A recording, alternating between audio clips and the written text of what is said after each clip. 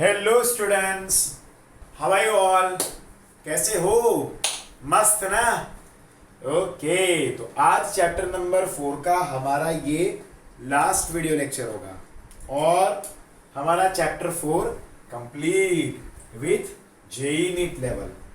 अब जैसे हम लोग ने प्रीवियस लेक्चर के अंदर उसके न्यूमेरिकल्स कंप्लीट किए थे और एक आखिरी जो टॉपिक है दैट इज कोलाइजन थियरी, वो मैंने बाकी रखा था, जो आज के इस वीडियो लेक्चर में मैं वाइंड अप करवा दूँ। चलिए तो फिर शुरू करते हैं हमारे इस लेक्चर को।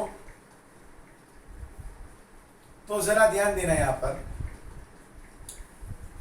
तो आज का हमारा टॉपिक है that is collision theory of chemical reaction. अब ये बहुत ही इंपॉर्टेंट थियरी है, collision theory of chemical reaction. Reaction को मैं शॉर्ट में इस तरह से लिखता हूं, ठीक है। चलिए तो शुरू करते हैं। Let's start it. ध्यान देना जरा। अब पहले तो हम कुछ चीजें लिखते जाएंगे और इसके बारे में समझते जाएंगे। मैक्स ट्रॉट नाम के साइंटिस्ट थे, Max Trautz and William Lewis. Max Trautz and William Lewis नाम के साइंटिस्ट थे जिन्होंने 1916 से लेकर 1918 तक कुछ इस थियरी के बारे में स्टडीज किया था, ठीक है। और उन्होंने कुछ चीजें बताई थी दैट वाज इनके एनर्जीज के बारे में एंड इनके मैकेनिज्म्स के बारे में। ये जो रिएक्शन हो रहा है उसके mechanism, aspects,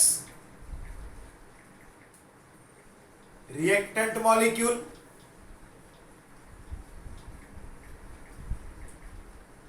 assumed to be sphere that is called collision frequency.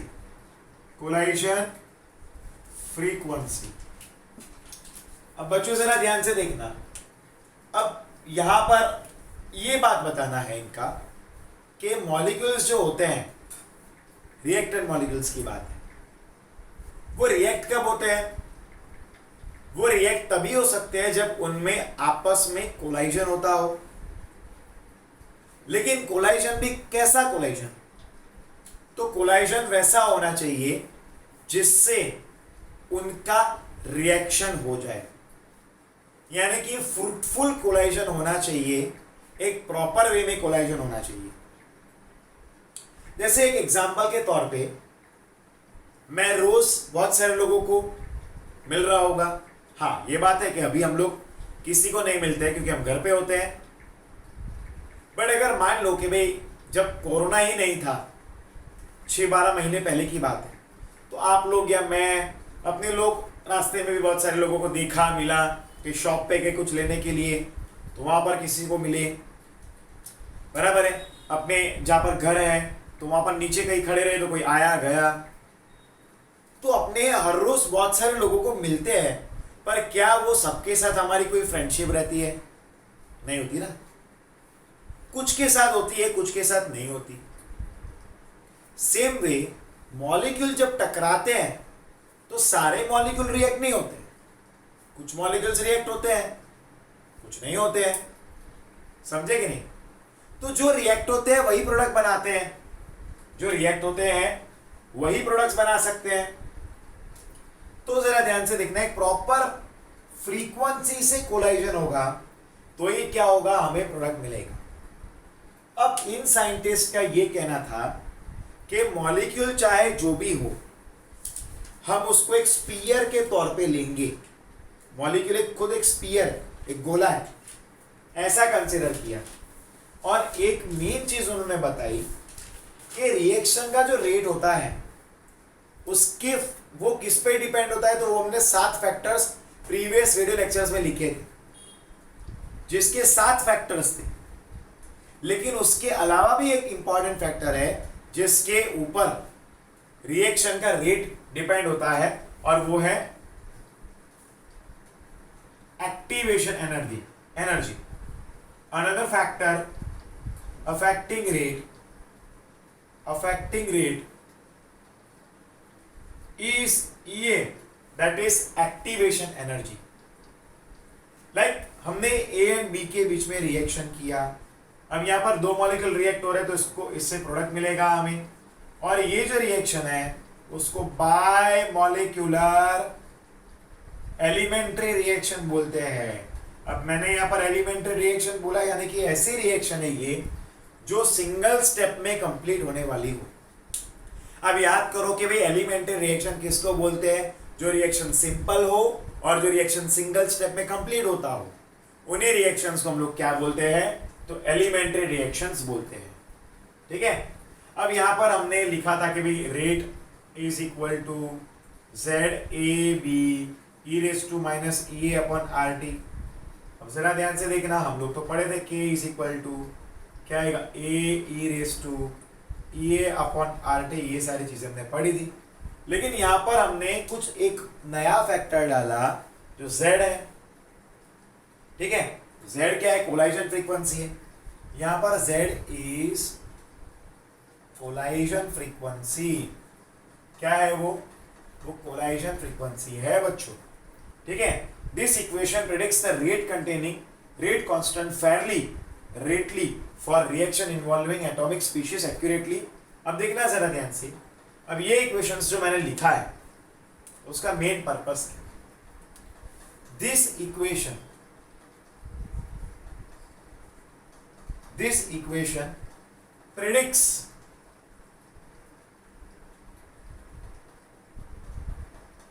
rate containing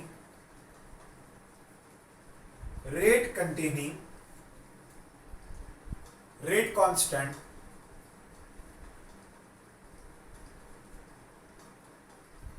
fairly rately for reaction involving atomic species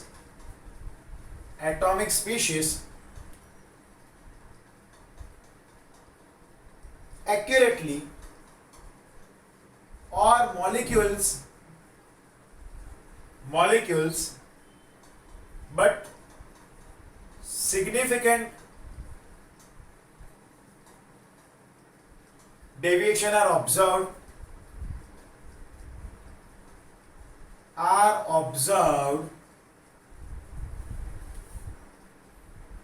for reaction। ठीक है, ओनली कोलाइजन विथ, याद रखना, only collision with kinetic energy greater than threshold energy and proper orientation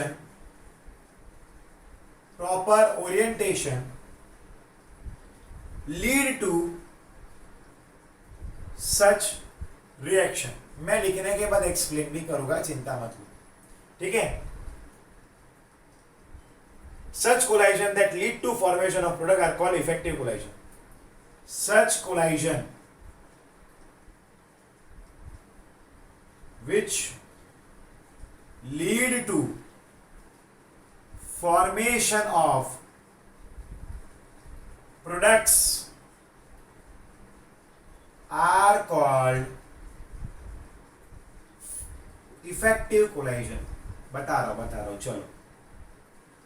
अब यहां पर हमारा लिखना complete हुआ। अब देखो बच्चों, यहां पर एक बात ध्यान रखना, जो मैंने आगे ही बताई कि मॉलिक्यूल अगर आपस में टकराए तो जरूरी नहीं है कि सारे मॉलिक्यूल जो टकरा रहे हैं वो रिएक्ट होंगे और रिएक्ट होकर प्रोडक्ट भी देंगे, बट जो भी प्रॉपर काइनेटिक एनर्जी से टकराते हैं और जो उसकी थ्रेशोल्ड फ्रीक्वेंसी है उससे ज्यादा काइनेटिक एनर्जी अगर हुआ और वैसे मॉलिक्यूल अगर टकराए तो ही हमें प्रोडक्ट मिलता है। और उसी टाइप के कोलाइजन को हम लोग बोलते हैं इफेक्टिव कोलाइजन, यानी कि जो कोलाइजन से हमें प्रोडक्ट मिलता हो उसी को बोलते हैं that is effective collision. Example के तौर पे मैं आपको बताऊं कि अगर हमारे पास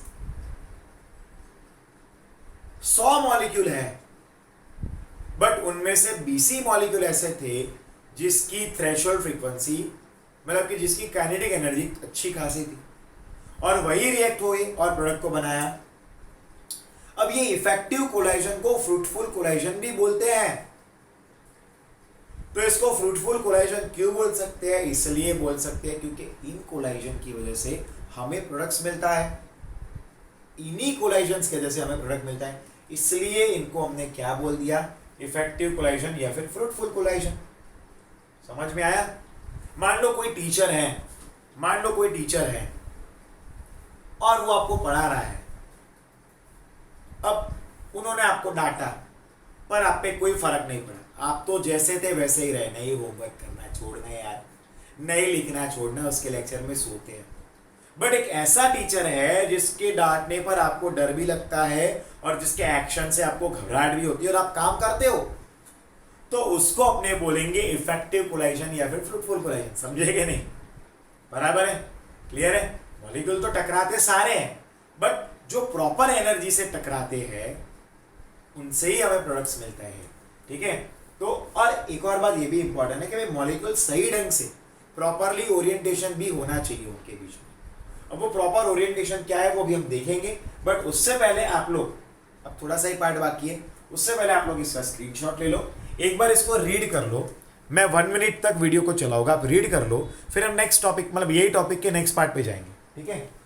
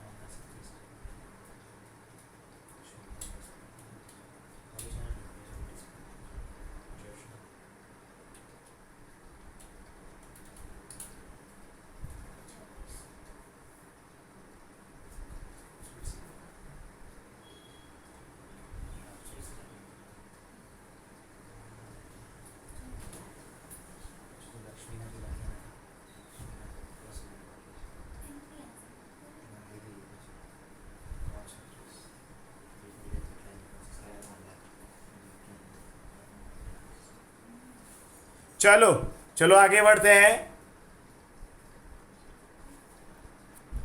yes, pay attention here now, यहां पर ध्यान देना।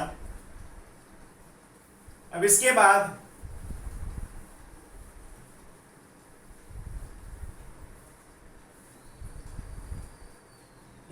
एग्जाम्पल लिखते हैं।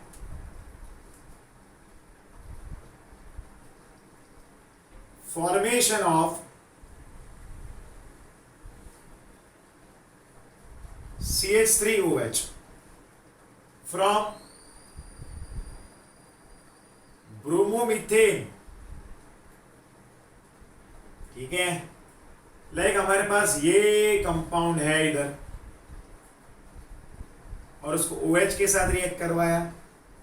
अब जरा ध्यान से देखना, यहां पर जैसे मैंने आपको ओरिएंटेशन के बारे में बताया कि भाई प्रॉपर ओरिएंटेशन अगर होगा तो ही हमें प्रोडक्ट्स मिलेगा।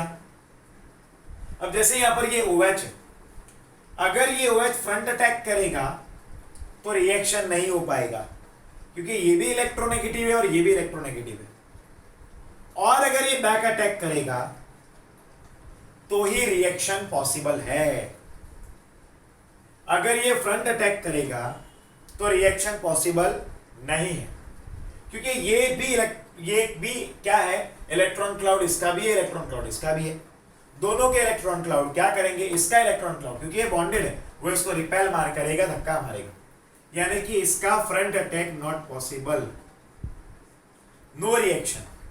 और बैक अटैक में ये रिएक्शन पॉसिबल है, और तब हमें क्या मिलेगा, क्या मिलेगा, क्या मिलेगा, यानी कि यहां पर OH का बॉन्ड बनना शुरू होगा एंड Br का बॉन्ड टूटना शुरू होगा, और आखिरी में हमें क्या मिल जाएगा, यहां पर ब्रोमोमीथेन की जगह पर मिथेनॉल मिल जाएगा। क्लियर है, क्या मिल जाएगा, मिथेनॉल मिलेगा। और ये क्या बन गया, इंटरमीडिएट बन गया। यानी कि ये रिएक्शन में मैंने आपको एक्सप्लेन किया कि भाई प्रॉपर ओरिएंटेशन होना जरूरी है, प्रॉपर वे में अटैक करना जरूरी है। क्लियर है, चलो तो फिर आगे जाते हैं।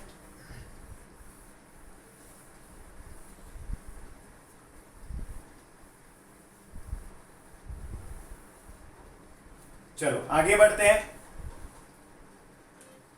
अब यहां पर ध्यान देना, to account for effective collision, to account for effective collision,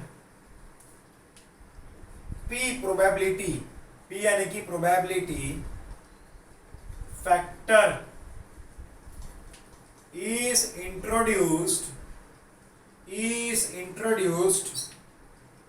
that is rate is equal to PZAB e raised to minus EA upon RT। अब हमें देखना है कि भाई कितना प्रॉपर वे में कोलाइजन हुआ है, यानी कि इफेक्टिव कोलाइजन की एक वैल्यू मेजर करनी है हमें कि भाई कितना इफेक्टिव कोलाइजन हुआ है, उसकी वैल्यू हमें मेजर करनी है। तो उसके लिए हम क्या करते हैं, हमने इस इक्वेशन में P यानी कि एक नया फैक्टर डाला जो प्रोबेबिलिटी फैक्टर है, और इसकी वैल्यू को कैलकुलेट करने पर हमें मिलेगा कि भाई कितना कोलाइजन हुआ है, how much collision is being completed. अब यहाँ पर P क्या है, तो वो प्रोबेबिलिटी या फिर स्टेरिक फैक्टर बोलते हैं। क्या बोलते हैं, प्रोबेबिलिटी या फिर बोलते हैं स्टेरिक फैक्टर। लेकिन बच्चों ये जो थियरी है उसका एक ड्रॉबैक भी है। ठीक है, ये थियरी तो हो गया हमारा, बट ये थियरी का एक ड्रॉबैक भी है। तो ड्रॉबैक ये है कि भाई मॉलिक्यूल के जो स्ट्रक्चर रहते हैं, अलग अलग मॉलिक्यूल के ज्योमेट्रिकल अरेंजमेंट अलग अलग होते हैं, यानी कि उनके ज्योमेट्रिकल स्ट्रक्चर्स अलग अलग होंगे। पर फिर भी ये थियरी जिस साइंटिस्ट ने दी, उन्होंने सारे मॉलिक्यूल को एक ही प्रकार बता दिया, यानी कि सारे के सारे मॉलिक्यूल स्फेरिकल है, ये बता दिया उन्होंने।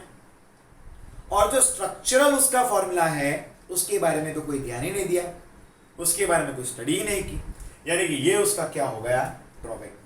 क्या है ये, कंसीडर्स मॉलिक्यूल